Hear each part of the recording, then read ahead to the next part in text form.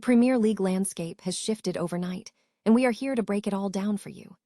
First, let us talk about the heartbreak at Turf Moor where Scott Parker and Burnley have officially suffered relegation. After a season defined by struggle and tactical uncertainty, the writing has been on the wall for weeks, and now the club faces a massive summer of introspection to determine what comes next for the squad and the dugout. Your brand new iPhone deserves the best protection, and the iLume 3-pack screen protector plus 3-pack camera lens protector has you covered. Don't take risks with your iPhone. Click the link in the video description to shop now on Amazon. Turning our attention to the intense survival scrap, Tottenham Hotspur are heading to Molyneux this Saturday with everything on the line. Roberto De Zerbi is under immense pressure to finally spark a winning run for his side, as their latest supercomputer projections suggest a razor-thin margin against a relegated Wolves team that will be playing with absolutely nothing to lose. Meanwhile, the title race is heating up in a major way as Manchester City leapfrogged Arsenal at the top of the table. Pep Guardiola watched his side secure a narrow win over Burnley thanks to Erling Haaland, but with the title race coming down to the wire, many are questioning if City missed a golden opportunity to further boost their goal difference against a weaker opponent. Finally, Leeds United are riding a massive wave of momentum heading into a defining weekend at Wembley. After a gritty performance against Bournemouth capped off by a dramatic late equalizer from Sean Longstaff, Daniel Farke has his squad in peak mental condition for their upcoming FA Cup semi-final. If you love staying up to date on all things football, hit that like button, subscribe to the channel, and ring the bell so you never miss a beat. Ever walked into a stadium and felt the silence before the whistle even blows? That was the reality at Turf Moor this week, the sound of a fan base that had mentally checked out long before the final bell tolled. Burnley's return to the championship is now a brutal, verified fact, marking their third relegation in just 5 seasons. It's a recurring nightmare that begs the question, is this just bad luck or a fundamental identity crisis at the club? This season was supposed to be the fix. After the Company era, the hierarchy swung for the fences, pivoting their recruitment and tactical identity towards Scott Parker. By mid-October, when they sat at 10 points from 9 games, we were all buying in. It looked like they'd finally found their Premier League legs. Then, the bottom fell out. 1 win in 25 games isn't just a slump, it's a collapse. The stats are damning, folks. 68 goals conceded, and a tactical setup that looked more fragile by the week. Now, the big debate is whether Parker remains the man to lead the rebuild.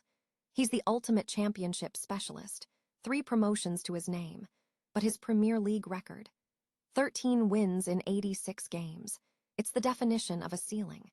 He's essentially become the manager who can get you to the party, but can't help you survive the night. And while the owners have shown remarkable patience, you have to wonder if sticking with him is a recipe for more of the same stagnation. Financially, the landscape is shifting too. Unlike previous summers, there aren't many big-ticket assets left to sell to balance the books, and the squad's reputation has taken a massive hit. Burnley is caught in a cycle, a yo-yo club that can't find the stairs to the next level. If they want to stop spinning, they need more than a new game plan. They need a total shift in philosophy. What do you think? Does Scott Parker deserve another shot to fix what he broke, or is it time for a clean break? Let me know your thoughts in the comments below. Hit that subscribe button and join us as we track this rebuild. Because in the Premier League, staying still is just another way of going backward. Is this the weekend that finally turns the tide for Tottenham, or are we witnessing the beginning of the end for their Premier League stay? With only a handful of games remaining, Spurs travel to Molyneux this Saturday, and quite frankly, the math is becoming terrifying. Roberto De Zerbi is still hunting for his first win since taking the reins, and after a narrow loss to Sunderland and a heartbreak draw against Brighton, the pressure in North London is suffocating. Now they face a Wolves side that just received the grim news of their official relegation. You might think playing a relegated team is a walk in the park, but let's be real, Wolves have nothing left to lose. When a team has the weight of relegation lifted, they become dangerous, especially since they've recently managed to snag points off giants like Liverpool and Aston Villa. According to Opta's supercomputer, Tottenham are the favorites, but only just. They are hovering at a 39.1% chance of victory, which is barely a vote of confidence. It is a razor-thin margin that highlights exactly how fragile this squad has become. But look, there is a silver lining. With West Ham struggling and dropping points, the door for survival is still cracked open. If Spurs can capitalize on this trip to Molyneux, the narrative changes entirely. It is do-or-die time, plain and simple. If they can't walk away with 3 points against the basement dwellers, they might as well start packing for the championship. What do you think, Spurs fans? Can De Zerbi salvage this season, or are we already looking at life in the second tier? Drop a comment below, and don't forget to hit that subscribe button to stay updated with all the latest from the Tottenham Hotspur Stadium. It's time to find out if this team has any fight left in them. Is the momentum of the Premier League title race shifting right before our eyes? Arsenal spent 200 days at the summit, a marathon of consistency, only to be overtaken by the ruthless machine that is Manchester City. But this latest win against Burnley might actually be a glimmer of hope for the Gunners. Despite moving to the top of the table on goals scored, City looked anything but an unstoppable juggernaut in their 1-0 victory over the relegated Clarets. Sure, Erling Haaland is back to his devastating best, netting his 35th goal of the season with a finish so delicate it felt like art, but the scoreline tells a different story. 28 shots, an expected goals tally over 3, and yet only 1 goal to show for it. Against a Burnley side that has struggled all season, that lack of ruthlessness is a rare crack in the armor. Pep Guardiola was quick to dismiss any frustration, claiming the top spot is all that matters. But make no mistake, squandering a chance to build a lead on goal difference is exactly the kind of slip-up that can cost you a trophy in May. While City managed to overcome the absence of Rodri, they looked vulnerable at the back, and a more clinical opponent than Burnley would have punished them for it. For the Clarets, the night was a grim confirmation of the inevitable, marking the end of a season where the challenge proved simply too humongous. But for City, this performance leaves a nagging question. Was this a statement of intent, or a missed opportunity to kill the race off for good? If Arsenal are looking for a weakness to exploit, they might have just found one.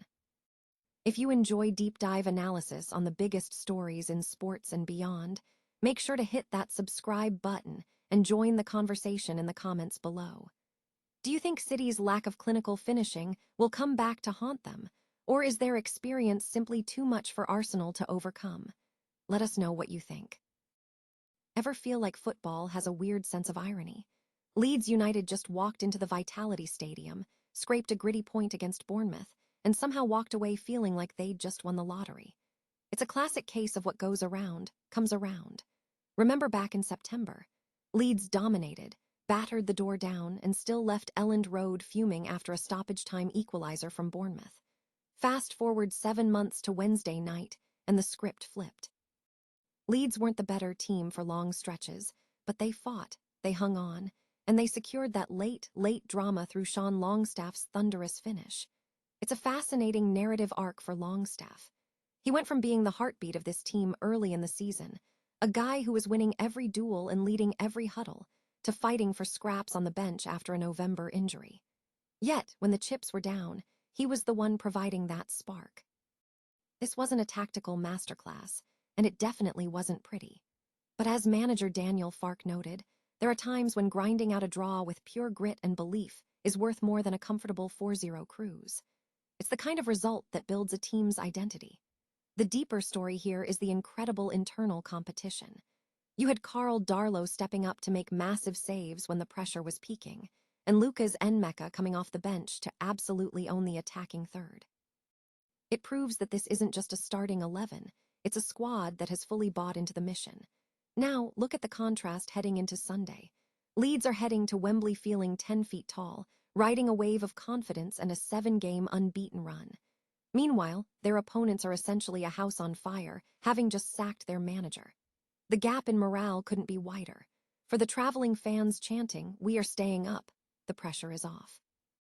They've done the hard work, secured the safety, and now they get to head to the capital for a massive, high-stakes reward. Sunday isn't just a game, it's a free hit, a chance to play without fear against a team in crisis. The momentum is firmly in the north. The question is, Can they capitalize on this chaotic energy when they step out under the arch? If you've enjoyed this deep dive into the momentum shift at Elland Road, hit that like button and subscribe for more tactical breakdowns and post-match analysis. What's your take? Does Leeds have enough fuel left in the tank to pull off a Wembley miracle this weekend? Drop a comment below, and let's get the debate started.